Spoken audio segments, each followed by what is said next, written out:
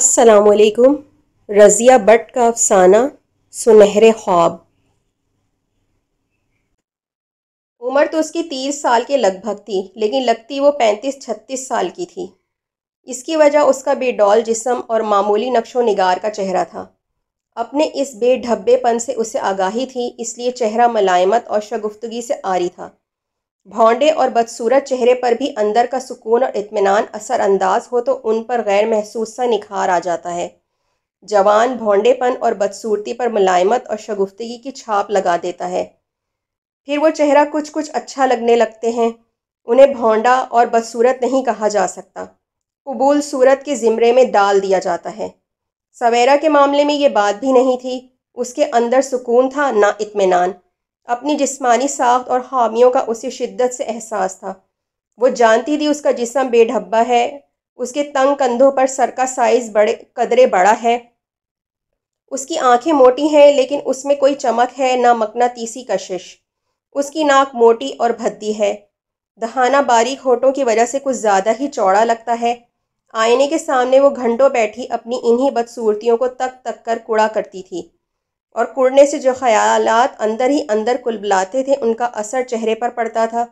اسی لیے تو کبھی نکھار جیسی چیز اس کے چہرے پر آئی نہ تھی۔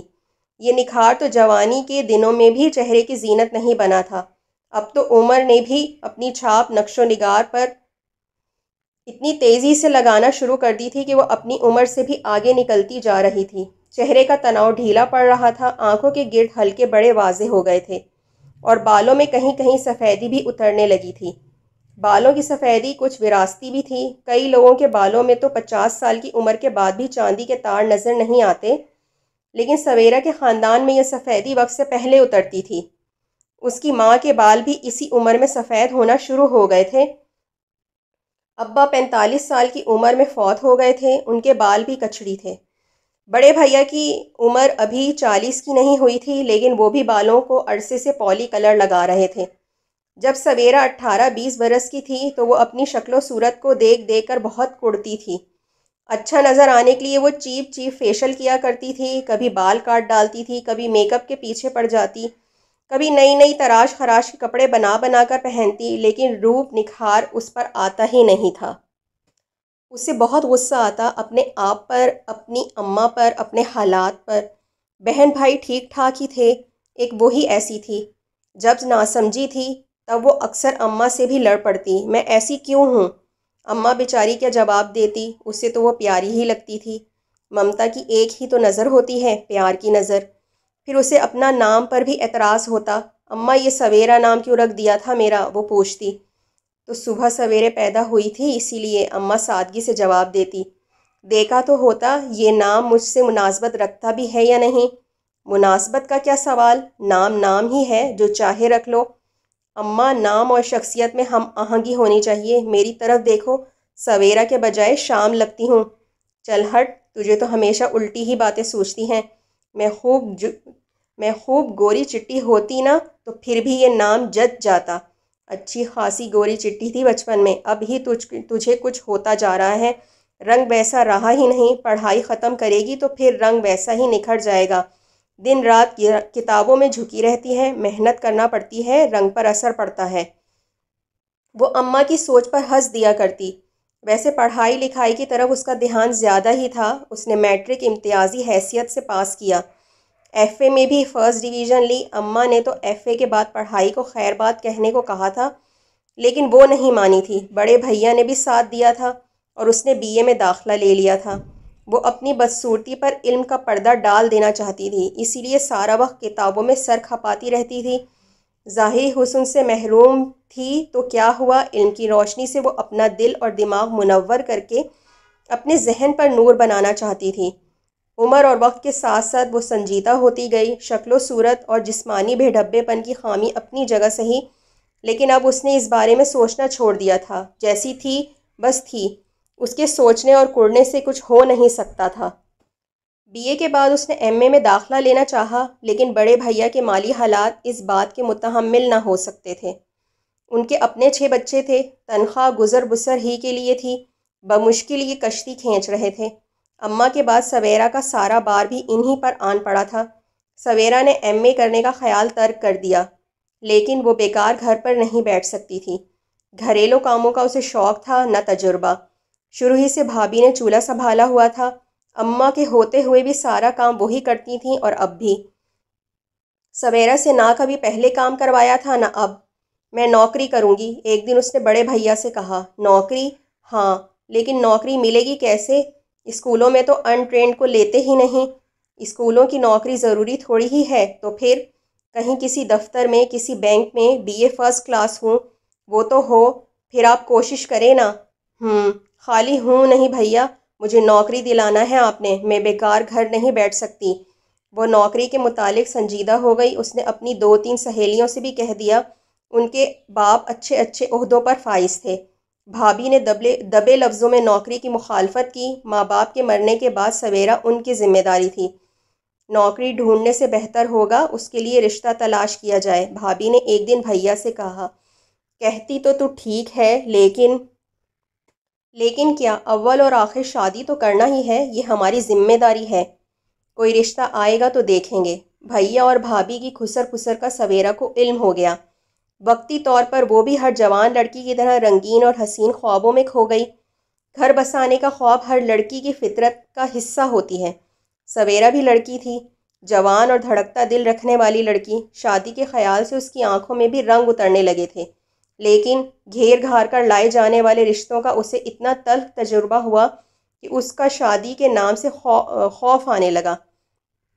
زبردستی کسی کے سر باندھے جانے سے بہتر تھا وہ ساری عمر کنواری بیٹھی رہے۔ سلطان محمد بھابھی کا دور پار کا عزیز تھا، چنگی میں معمولی مہر تھا، شکل و صورت کا بھی واجبی سا انسان تھا۔ عادتیں کچھ اچھی نہ تھیں، غصے کا تیز تھا، کنویں کا مینڈک، ترقی کرنے کی کوئی امنگ نہ تھی۔ بھابھی نے جانے کیا کیا بہلاوے دیے، سبز باغ دکھائے۔ سویرا کے حصے میں اماں کا جو چھوڑا ہوا مکان آیا تھا اس کا لالچ دیا۔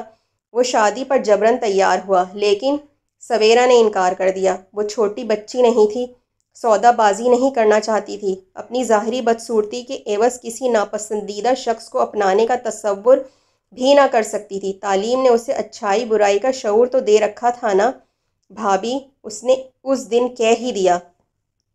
آپ کے لیے میں بار ضرور ہوں، لیکن بار اتارنے کے لیے بھی جگہ کا انتخاب کر لیا جاتا ہے، پھینکنے سے کام نہیں چلے گا بھابھی۔ سویرا، میں تو تمہارے بھلے ہی کا سوچتی ہوں۔ سلطان محمد کی ساری خامیاں جانتے ہوئے بھی میرے بھلے کا سوچنے کی بات کر سکتی ہیں؟ مجبوری ہے، شادی اتنی ضروری بھی نہیں۔ آپ سارے تفکرات ذہن سے نکال دیں، جب کوئی مناسب ہاتھ میری طرف اپنی رضامندی سے بڑھے گا تو پھر میں معترض نہیں ہوں گی۔ فی الحال آپ اس سلسلے میں تردد کرنا چھوڑ دیں۔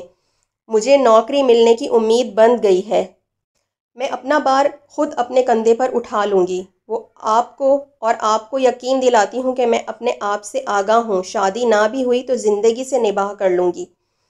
ایسی مایوسی کی بات بھی نہیں، اپنے بارے میں تمہاری سوچ منفی ہے اسی لیے۔ بھابھی، اس نے مسکراتے ہوئے بھابھی کی بات کاٹ دی۔ میں جیسی ہوں، جو کچھ ہوں، مجھے پتہ ہے۔ عام طور پر لوگ ظاہری شکل و صورت ہی دیکھتے ہیں، اس لیے میری شادی کا امکان نہ ہونے ہی کے برابر ہے۔ ہاں، کبھی کوئی پرکھنے والی نظر میرے اندر اتر کر دیکھ سکے تو شاید میرے ذہن کی خوبصورتی اسے متاثر کر دے، اور وہ… خیر، تو جو کچھ بھی کہتی رہے، مگر میں اپنی کوشش جاری رکھوں گی۔ خوشی سے جاری رکھیں بھابھی، لیکن یہ بات نہ بھولیے گا کہ میں اپنی خامیوں کے بنا پر کوئی سودے بازی نہیں کروں گی۔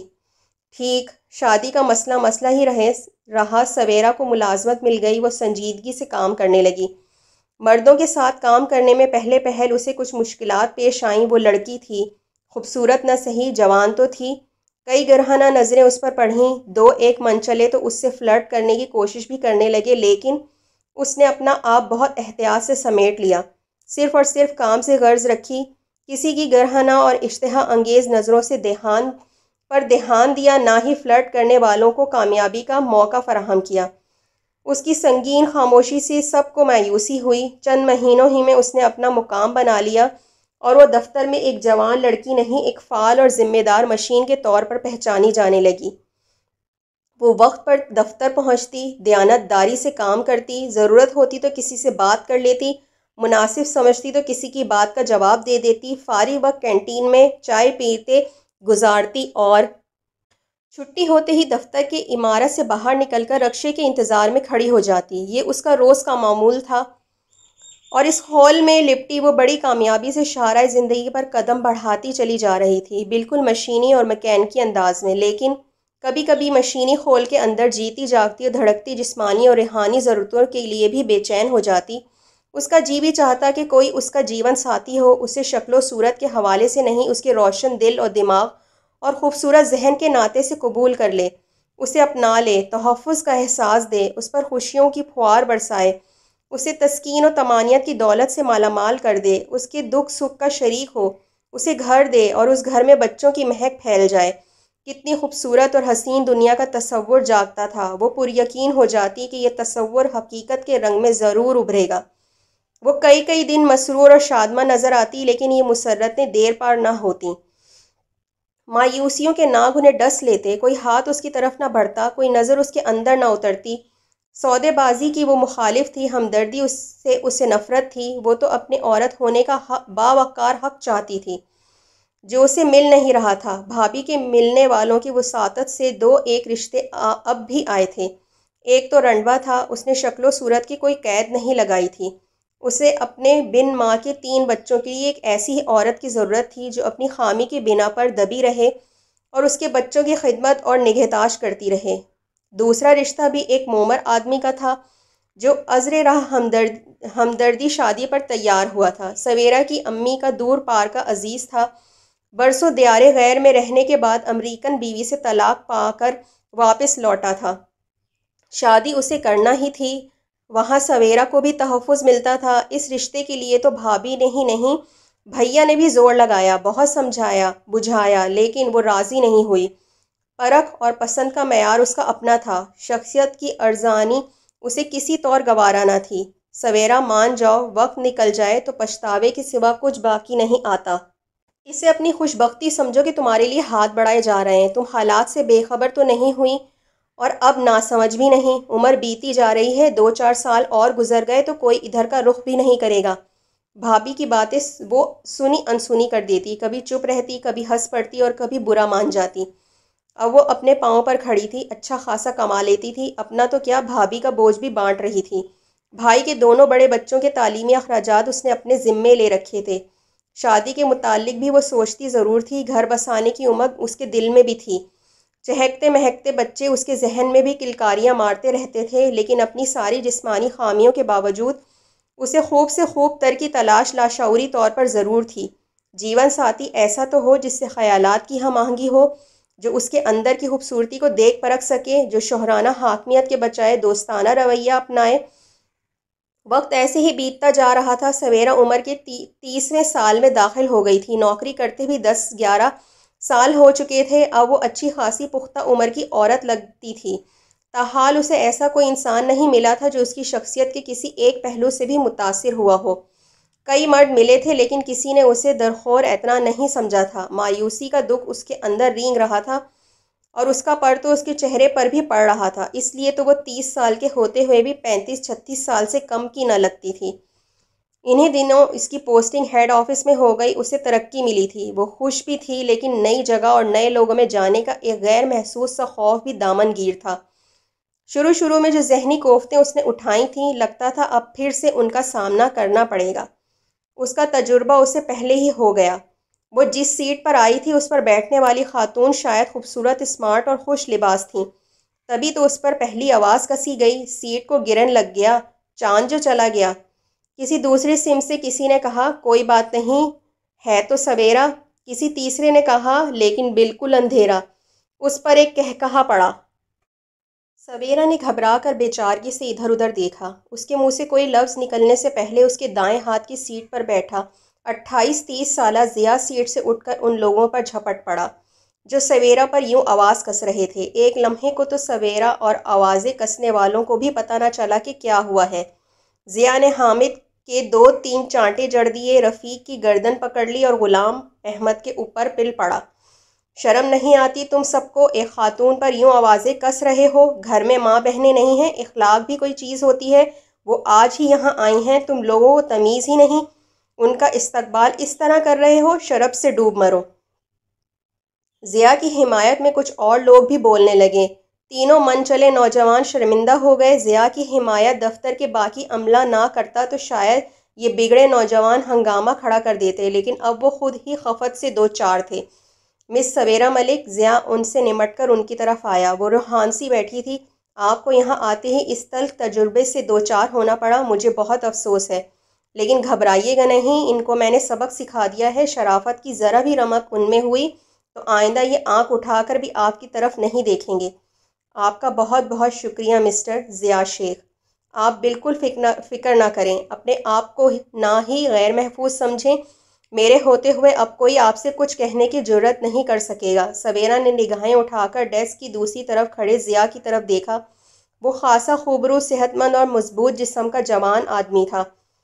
کیا یہ وہی نہیں جس کی کھوج میں اس نے اپنی جوانی کے کئی سال بتا دیے ہیں؟ سویرا کے اندر سے آواز اٹھ رہی تھی۔ ہاں یہ وہی ہے، وہی ہے۔ ایک شور سا مچ گیا۔ ضیاء اپنی سیٹ پر جا بیٹھا۔ ہال میں بپا ہونے والا ہنگامہ فرو ہو گیا۔ خفت کے مارے نوجوان اب سر جھکائے فائلوں کو دیکھ رہے تھے۔ باقی لوگ بھی کام میں مصروف ہو گئے تھے۔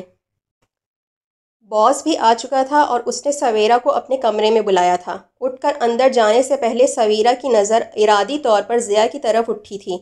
ضیاء نے اثباتی انداز میں سر ہلا کر اس کی ہمت بندھائی تھی، جیسے کہا ہو بے دھڑک چلی جاؤ، میں ہوں یہاں۔ سویرا کے من میں پھول مہک اٹھے تھے، اور جب چھٹی ہوئی تو ضیاء کے ساتھ ساتھ وہ ہال سے باہر آئی تھی۔ آپ گھر کیسے جائیں گی؟ اس نے دفتر کی عمارت سے نکل کر فٹ پاتھ پر آتے ہوئے پوچھا۔ رکشے سے، سویرا نے جواب دیا۔ دور ہے گھر آپ کا؟ سویرا نے اسے بتایا کہ وہ کس علاقے میں رہتی ہے۔ بس بھی جاتی ہے ادھر؟ ابھی مجھے روٹ کا صحیح پتہ نہیں۔ میں پتہ کروں گا۔ شکریہ مسٹر شیخ۔ کوئی بات نہیں مس ملک، یہ تو میرا اخلاقی فرض ہے۔ ہم ایک دفتر میں کام کرنے والے ہیں، ہم تو ایک کنبے کی طرح مل جل کر رہنا ہوتا ہے۔ مجھے آپ کے واقعے سے سخت افسوس اور ندامت ہو رہی ہے۔ ان لوگوں نے آپ کے ساتھ اتنی بدتمیزی کی۔ میں آپ کی بے حد ممنون ہوں۔ رکشا فٹ پاتھ کے قریب آن رکا۔ ضیاء نے ہی اس سے پیسے طے کیے۔ میٹر پر وہ ادھر جانے پر تیار تھا۔ شکریہ، سویرا نے رکشے میں بیٹھتے ہوئے ایک بار پھر کہا۔ خدا حافظ، ضیاء نے کہا اور اپنے اسکوٹر کی طرف چل دیا۔ ضیاء سویرا کی زندگی میں نیا سویرا بن کر اترا۔ ہر سو بے داغ اجالے سے پھیلتے محسوس ہوئے۔ زندگی پر چھائی برسوں کی کوہر چھٹ گئی۔ قدموں نے وہ سمت تلاش کر لی جس طرف منزل تھی۔ آنکھوں کو وہ جہت نظر آ گئی جسے دیکھنے کے لیے اس نے برسوں کا چلہ کاٹا تھا۔ اس دن وہ ہنستی مسکراتی گھر پہنچی۔ اس کے من کی خاموشی گنگنا رہی تھی۔ کیا بات ہے، بہت خوش ہے آج؟ بھابھی نے پوچھا۔ لگتا ہے نیا دفتر پسند آ گیا۔ بہت، وہ اترائی۔ اچھی بات ہے، کلیگ اچھے ہوں تو وقت اچھا گزرتا ہے، زندگی بھی تو اچھی گزر سکتی ہے بھابھی۔ اس نے پر جھلاتے ہوئے کہا۔ بھابھی اصل بات تو سمجھی نہیں۔ ہاں، دعائیہ انداز میں بولی۔ خدا کرے تیری زندگی اچھی گزرے۔ سویرا نے اس رات بڑے سہانے خواب دیکھے، جاگتے میں بھی سوتے میں بھی۔ ضیاء کی شخصیت اس کے دل و دماغ پر چھا گئی تھی۔ ایسے ہی تو کوئی کسی کی طرف داری نہیں کرنے لگتا، ایسے ہی تو کسی کو کوئی تحفظ کا احساس نہیں دلاتا، ایسے ہی تو کوئی مدد کرنے نہیں لپکتا۔ ضیاء نے اس کے لیے رکشے والے سے بھی پیسے طے کیے تھے اور بس روٹ کا پتہ کرنے کی بھی ذمہ داری لی تھی۔ کیوں؟ آخر کیوں؟ اس کیوں کا جواب اتنا حسین، اتنا سحر انگیز تھا کہ سویرا کو اپنے متعلق غلط فہمی سی ہونے لگی۔ آج تک جو ذہن میں اپنی بدصورتی کا کردناک احساس ناک کی طرح چمٹا ہوا تھا، وہ اس پل میں جاتا رہا۔ وہ بڑی دیر تک آئینے کے سامنے کھڑی اپنے سراپے کا جائزہ لیتی رہی، اپنے خد و خال کو دیکھتی رہی، اپنی رنگت کو جانچتی رہی۔ آئینہ جھوٹ نہیں بولتا، لیکن من کبھی کبھی بہلاووں میں آ کر ضرور جھوٹ بولنے لگتا ہے۔ سویرا کے ساتھ بھی یہی ہوا تھا۔ آئینے سے نظریں چرا کر وہ اپنے من کے آئینے میں اپنے آپ کو تکنے لگی تھی۔ من جو پاکیزہ تھا، خوبصورت تھا، بے داغ تھا۔ یقیناً ضیاء کی نظر اس کے من کے اندر اتر گئی تھی۔ اس نظر نے طہارت اور پاکیزگی کو پہچان لیا تھا۔ دوسرے دن سویرا دفتر پہنچی تو نچلی منزل کی سیڑھیوں پر ہی ضیاء مل گیا۔ سویرا دل کی مقناطیسی کشش کو قائل ہو گئی۔ ضیاء نے اسے دیکھا تو اسی سیڑھی پر رک کر سر گھمایا۔ 2 سیڑھیاں پیچھے آنے والی سویرا کو بڑے تپاک سے سلام کیا۔ سویرا نے سلام کا جواب دیا۔ وہ اس کے برابر سیڑھی پر آ گئی تو ضیاء بولا، ابھی رکشے سے آئی ہیں سویرا ملک؟ جی۔ وہ اگلی سیڑھی پر قدم رکھتے ہوئے بولی، میں نے بس روٹ کا پتہ کیا ہے۔ وہ بھی برابر قدم بڑھاتے رہے۔ میرے لیے وہ بے ساختہ کہہ اٹھی، جی کل میں نے کہا تھا نا بس روٹ کا پتہ کروں گا، آپ کے علاقے کی طرف یہاں سے ڈائریکٹ بس نہیں جاتی۔ اچھا، ایک جگہ بدلنا پڑے گی، یہاں سے جو بس جاتی ہے وہ چھاؤنی کے علاقے کی طرف جاتی ہے، لیکن ریگل چوک پر اتر کر آپ کے گھر کی طرف جانے والی بس پکڑی جا سکتی ہے۔ کوئی زیادہ تردد نہیں کرنا پڑے گا۔ اس نے جیب سے ایک کاغذ نکال کر اس کی طرف بڑھایا۔ یہ کیا ہے؟ نقشہ۔ نقشہ؟ جی ہاں، یہ دیکھیں، یہاں سے آدھے فرلانگ پر بس اسٹاپ ہے۔ اس نے کاغذ پر بنے نقشے پر انگلی رکھی۔ نقشہ سویرا کے ہاتھ میں تھا۔ دونوں دوسری منزل کے ٹیرس پر آ گئے تھے۔ اوپر جانے والے لوگ ادھر سے گزر رہے تھے، نیچے بھی جا رہے تھے۔